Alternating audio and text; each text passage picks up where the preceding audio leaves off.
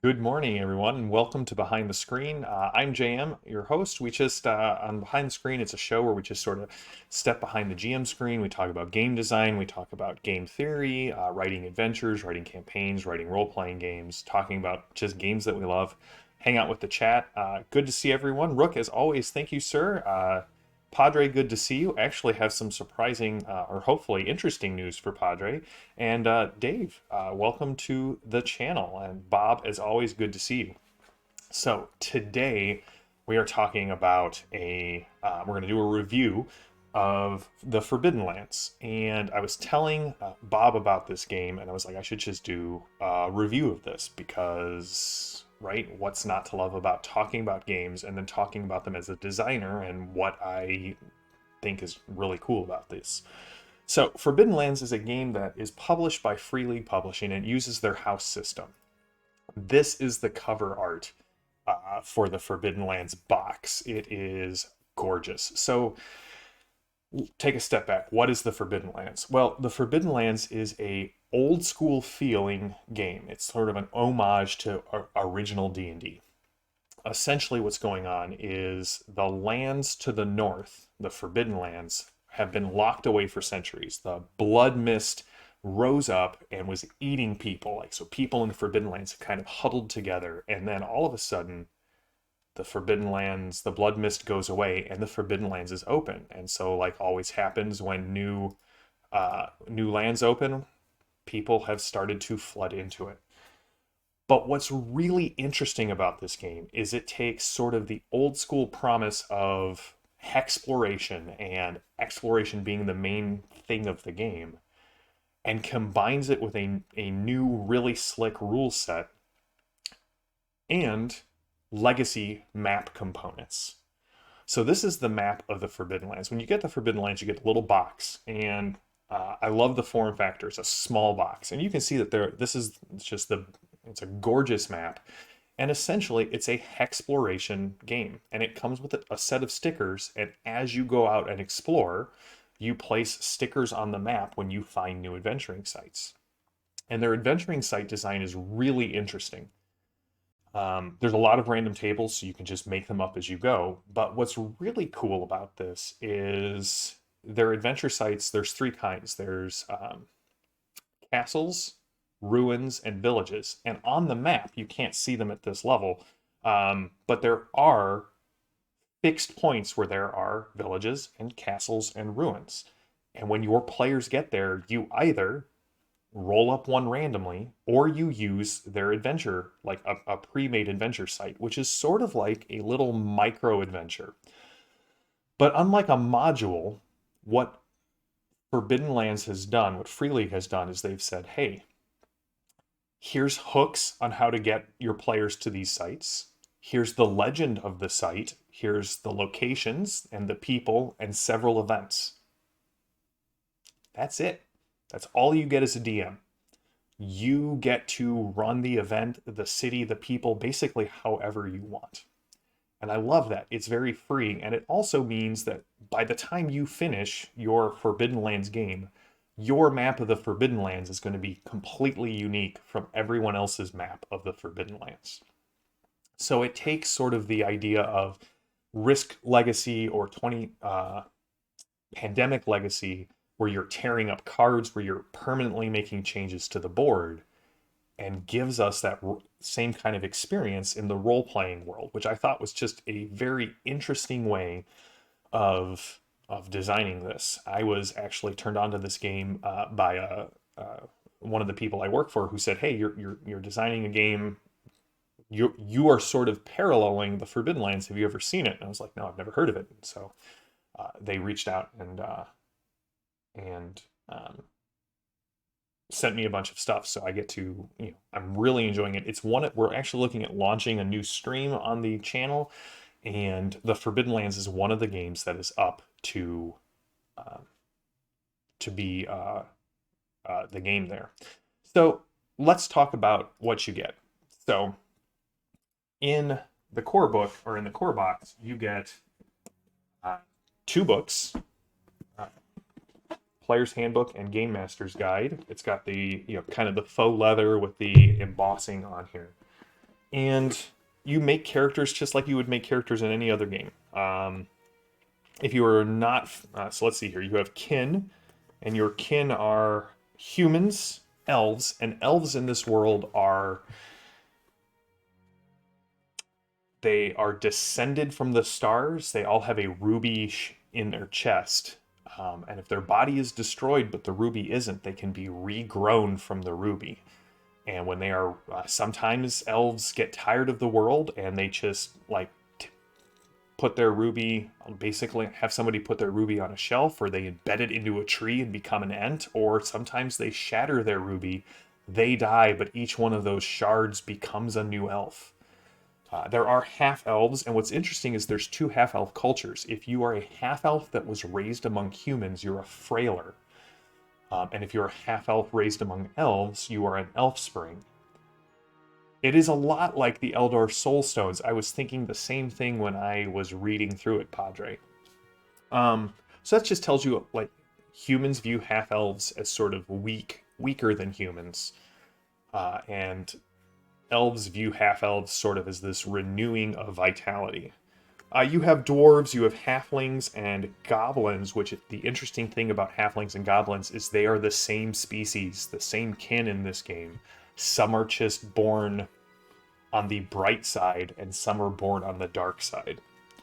You have orcs and wolfkin, and orcs are a race that was created by the gods for the elves and dwarves to basically keep humans in check, and then the orcs won their freedom. And then you pick your profession, which is essentially just like your class. You have druids, fighters, hunters, minstrels, peddlers, riders, rogues, and sorcerers. Now, the Free League system is very elegant in its simplicity. You create a pool of dice, attribute plus skill, you roll the dice, sixes are successes. You need one to succeed. If you don't like your roll, you can pick up any of the values that come up between 2 and 5 and re-roll them. It's called pushing a roll. And when you do this, any ones, either from the current first roll or that are now generated, you take damage, and your damage comes off your attributes until your attributes hit 0, in which case you're broken, and then you roll on like kind of a Warhammer Fantasy-esque critical injury table. However, every point of attribute damage you take from a pushed roll also gives you a point of willpower. And willpower is how you activate your talents, it's how you activate your spells. So you end up with this really interesting player economy of... Because getting your attribute points back is actually fairly simple as long as you rest. So you get this interesting player choice of, I succeeded. Yeah, exactly. It's risk or reward. I need willpower points in order to cast spells and activate my cool abilities. But I only get willpower points when I push a roll and take damage. So you get this interesting, you get this really interesting cycle of play at the table where players are sort of encouraged to play a little more recklessly. It's very, the game says it's very easy to be broken, it's very difficult to die. You still die. They give you a lot of tombstone stickers to put on the map, so we're just going to assume that you can die. But yeah, you have this choice, Bob. Do I take my success, or do I push it in hopes that I get some willpower points?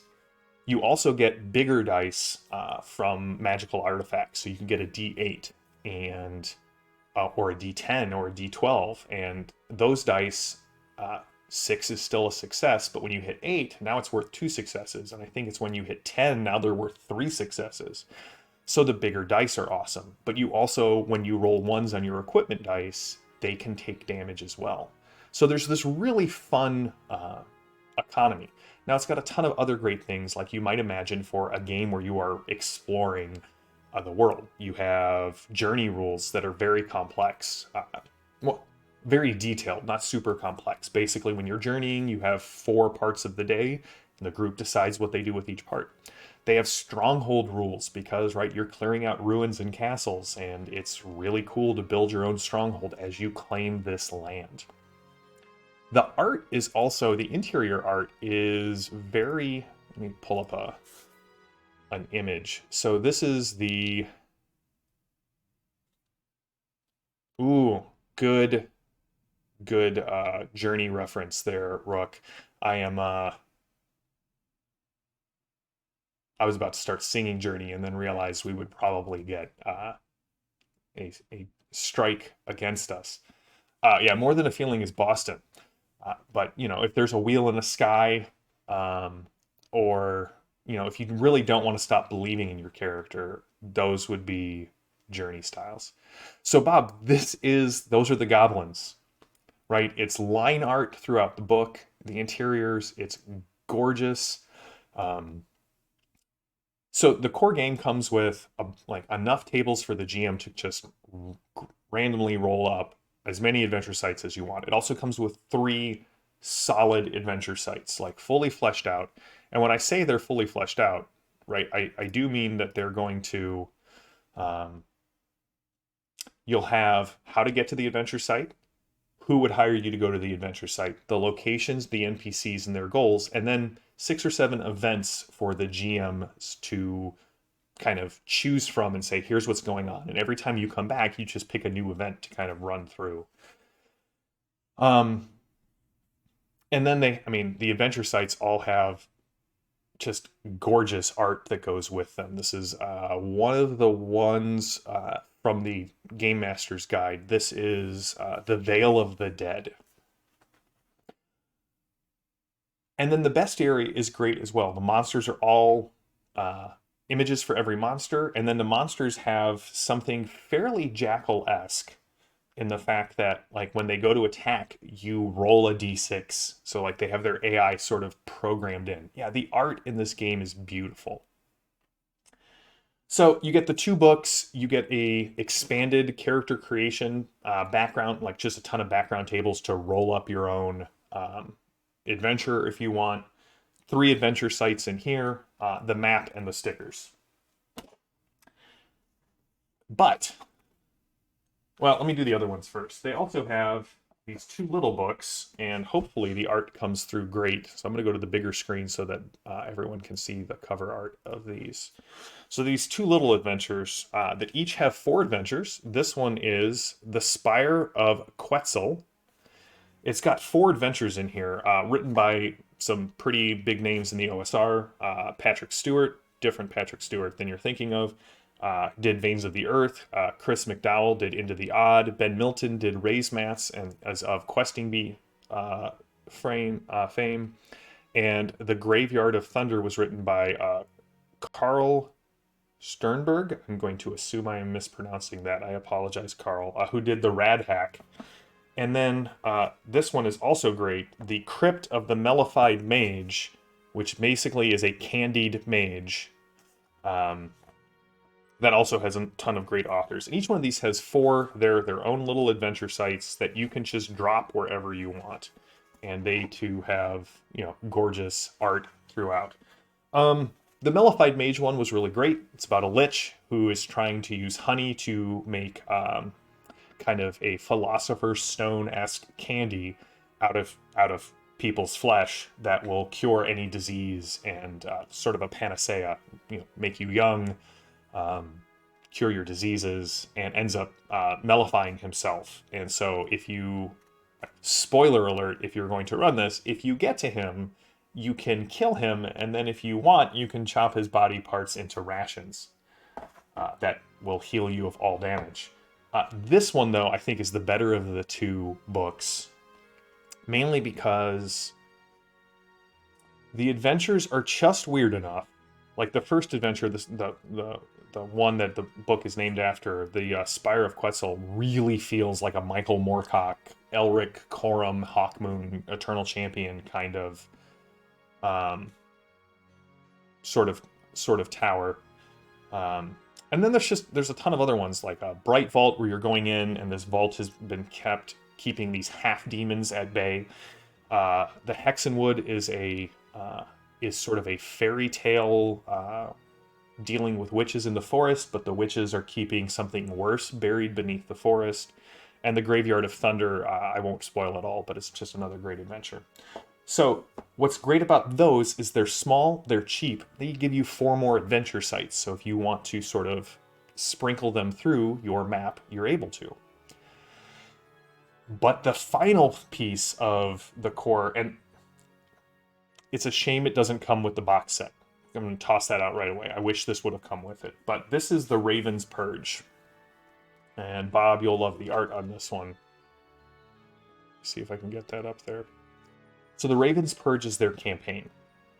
It revolves around an ancient elven artifact, the souls of the 6 first elves that were created, the origins of the demon or the blood mist, the demons that invaded the Forbidden Lands. And the way they tell this story, it's not an adventure path. There are 9 adventure sites. And as you go to the adventure sites, you start to learn the lore of the Forbidden Lands and start to realize, hey, maybe we need to go hunt down the rest of these Elfstones. Maybe we're the ones who can put a stop to this, upcoming demon invasion. And the first 8 adventure sites all kind of point you towards the last one, which is where the big climactic battle comes from. So what you have is a campaign that's really just that the PCs have to put together themselves. The game does talk to the players in the player's handbook that says, this is not a game where you sit back and you go, well, what happens next? You choose the hex, you choose the direction, you choose what happens. So you need a group of players that understands that this is the motivation that they're going to have. They need to be the ones to push forward. But they give you a ton of free help with that because, let me see if I can find these. At the end of every one of their books, they have, I should have pulled this one up. They have legend cards. You can download those for free off Free League's website. So when your players encounter a part of the legend, you give them a handout. You say, this is the story that is told. And then it's up to them to put all of the stories together and figure out what's going on. So it's a game that runs off of myth and legend as a core mechanic of the game. So obviously, this is probably, if you've watched the grand campaign, right, it's got downtime rules, it's got journey rules, it's got time passing rules, it has stronghold rules, and it has legends. This is a reason why I want to run this game. So yes, this is one of the games that I'm looking at running for our new stream show. We've got a really unique way we're going to try and do it. If you're a member of the Discord, which is to say if you're a patron of Iconic Production, you can go and look at that. We're going to put up polls to view once I get through all of my reviews of the games that we're looking at. But Forbidden Lands is the first one of these. Now, Free League's got another book called The Bitter Reach. And what's interesting about that is it's the lands to the north of the Forbidden Lands. So if you go into the Bitter Reach, it's got its own it's one book. It's got its own campaign book, like Ravens Purge. It's got player options. It's got a new bestiary, and then it's got a story that it tells through adventure sites. And later this year, they're releasing sort of the volcanic plains that exist to the west of the Forbidden Lands. So when you go to Shadowgate Pass on the map, which is at the far western edge of the map, that's where the climactic battle kind of happens. That opens up the lands to the west, which is the next campaign. So eventually, if you had these at your table, you would have your Forbidden Lands map in the center, Bitter Reach map to the north, and the new map to the west. So that's Forbidden Lands. Why do I like it? Well, first of all, it's very pretty. I have a weakness for pretty role-playing games. It's a simple game, and I really enjoy the risk-reward mechanics. I love choices that give the players... I love games that give players interesting choices. So, Forbidden Lands, that risk-reward mechanic. Yes, Phantom, literally, if you beat the bad guy, you can ride off into the sunset and then hit the next location. I love games with downtime actions and and strongholds. I have players who love to establish that. But going back to this risk reward thing, I love games that put the player, like give the players enough rope to hang themselves, but also give them a great reward. So, like the Forbidden Lands willpower mechanic, the heat mechanic from the Infinity role playing game, where you get 2d20, but you can buy up to 3 more d20, but it gives the GM more of their currency to use against you. But there's no limit to how often you can add heat to their pool. So essentially, you're robbing from the next roll to make sure this roll's awesome. But then you can rob from the next roll to make sure the next roll is awesome. And so, as long as you get players that buy into that token economy, the game really sings. Another great one that I think of that is a really obscure role playing game that I'm not sure anybody necessarily may have heard of, but there's a game called Witch Hunter that was done by Paradigm Concepts. They're the same guys who did Arcanus. And their corruption mechanic was the best one I've ever seen. Essentially, you have hero points, and you have a very limited number of them, and they only come back in very rare circumstances or at the start of a game. But you can always make a deal with the devil, and if you take a corruption point, it acts as a hero point, and as soon as you spend it, your corruption score goes up by 1, and now you have 2 corruption points to spend. And when you spend both of those, they instantly refresh, and now you have 3 corruption points to spend. And so very quickly, if you go down this path, you're going to get a ton of corruption, but you're having this mechanical effect that is just wonderful. So yeah, this is one of the games we're looking at. So just to kind of take a step back, we're going to do a review of Pathfinder 2E this month. And then Padre, at your recommendation, I'm also going to look at the Age of Sigmar Soulbound rules and really give it like a fair shake, kind of look down through all the books that I have, and we're going to do a review of Soulbound on the show. And then the patrons are going to get to vote on which of these 3 games we're going to stream. And we're going to do a really unique stream show, I think, in the fact that we're going to try and take the chat involvement that I have from Torg. And I know this is one of the reasons, Padre, that I am doing this. There is a Humble bundle up right now for the Age of Sigmar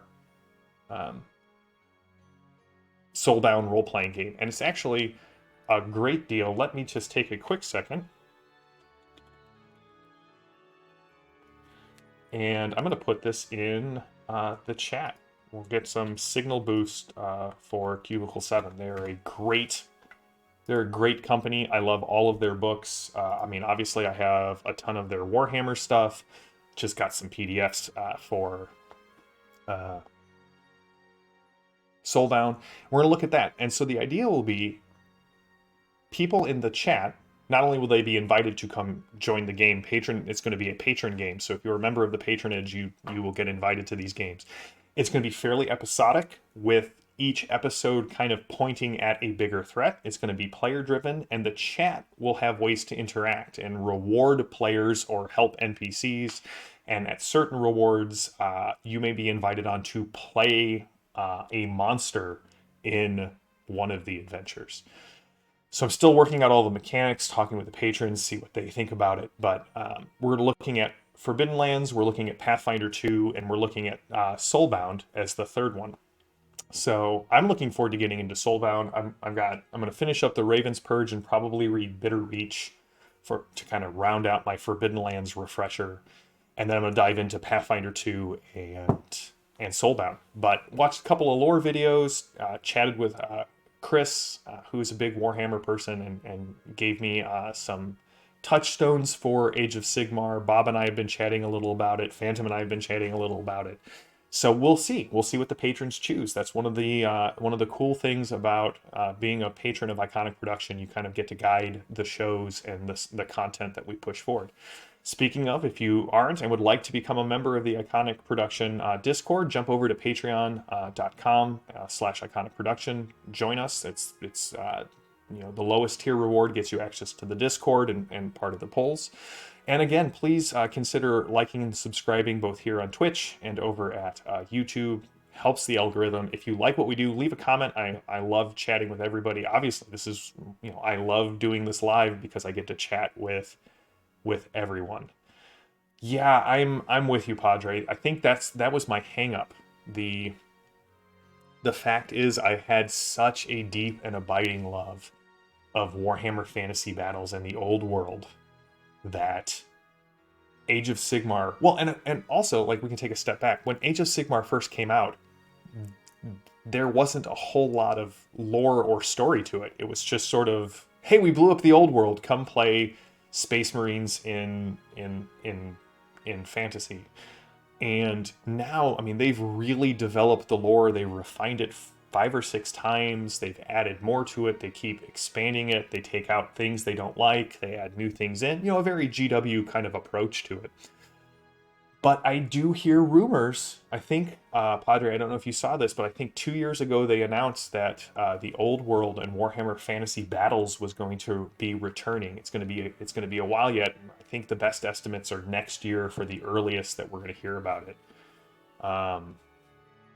Who knows? I know if it does come back, Bob and I have a lot of minis that we're going to be able to break out and jump into.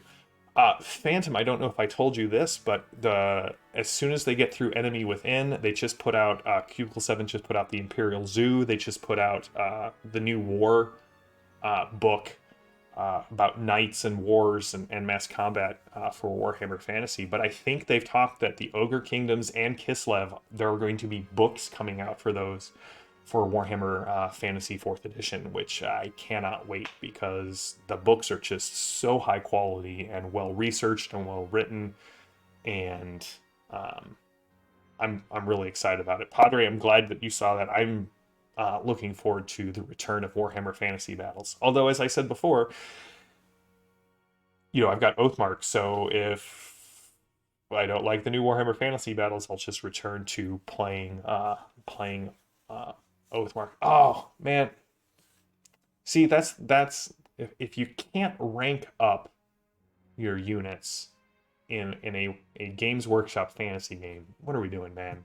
Like, I need to wheel, I need ranks, and I need devastating charges, and I think I will be happy with whatever they do with that. Well, that brings us to the end of this Behind the Screen. Next week, we are diving into Ekiazaru and developing the adventure for that. And I'll probably do an after-action report here sometime this month. Next Thursday, Evan and I will be doing our discussion on Chaosium Con that we'll be going to. We'll actually, I think, be on our way to Chaosium Con at that point. So we'll definitely do a debrief at the next Exploring Glorantha when we jump in to talk before we jump in and talk about ducks. So thank you everyone for joining us, and for chat as always, for interacting and participating. This is why I do it. If I could just talk about games all day, I would just talk about games all day. So until next time, stay safe, stay healthy, stay gaming. I am JM, and this has been another episode of Behind the Screen. Until Tuesday, have a good one.